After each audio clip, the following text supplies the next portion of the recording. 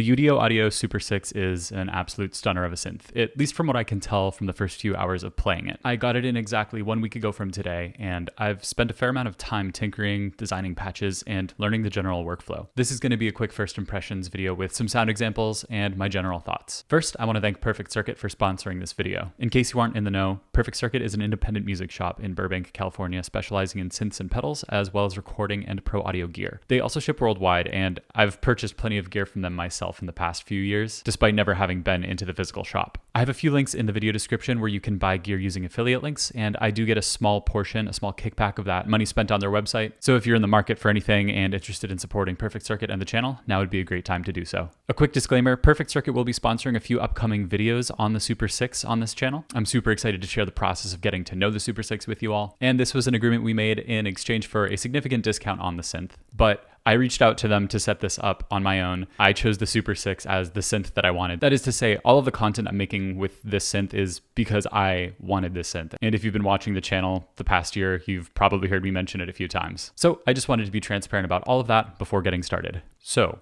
what is the Super 6? Well, in summary, it's a Roland-inspired hybrid 12-voice polysynth with a fully binaural signal path. It implements FPGA-based oscillators, and I'll get into these in the future videos with deeper reviews. It has an analog filter section, an analog VCA section, 24-bit effects, velocity-sensitive keys, aftertouch, and an arpeggiator and sequencer. It utilizes two oscillators, DDS1 and DDS2, and they're pretty similar but slightly different. Even characteristically, how they're built, the architecture of those oscillators are different, and they blend together and complement each other in such a nice way. But yeah, basically the synth has everything you'd expect from a flagship synth at this price point. I guess technically with the recent announcement of UDO's Super Gemini, it's not their flagship, so to speak, but it's expensive. It's $2,700 new, which just dropped from $3,000.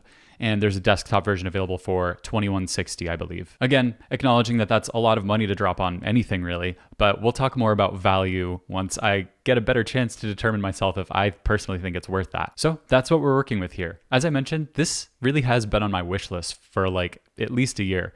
Honestly, probably since I started to sell my modular stuff. What really caught my eye is the overall aesthetic, the way the interface operates, the lack of screen and menu diving. I love a simple workflow. Even though I'm super into Electron gear, I feel like sequencing is something that kind of deserves a little bit more pointed control within menus. But in terms of sound design, I just like to press buttons and turn knobs and move switches. And I love how intuitive it is to do that. It's super simple, like the Korg Minilog XD. Almost what you see is what you get. There are a lot of sort of hidden things with the mod matrix, which I'll get into. But I love that it's filled with surprises that can be elicited by just a few button combos. Anyways, I really like how accessible that complex sound design and creativity is. You don't have to jump through hoops and go through a bunch of menus to get to the weird good stuff. Regarding the build, it feels super substantial. The housing is made of metal and it feels really solid. It's about 20 pounds or 9 kilograms. The buttons and knobs, as I mentioned, are just so satisfying to click.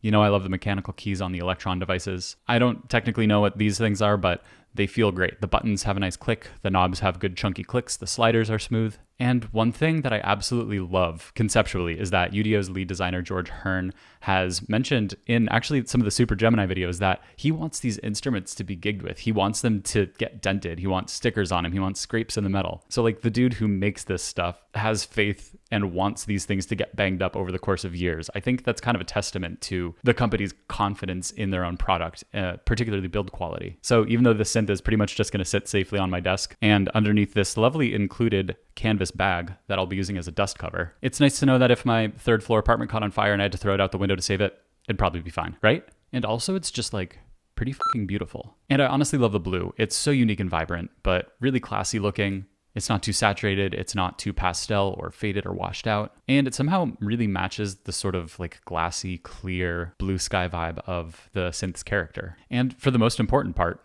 what you've all been waiting for probably, the sound. Well, I mean, I pretty much knew what I was getting into after spending the better part of a year kind of passively researching in some phases and really actively watching a bunch of tutorials and reading the manual in others. It's really exactly what I wanted. The oscillators are crisp and clear and glassy sounding.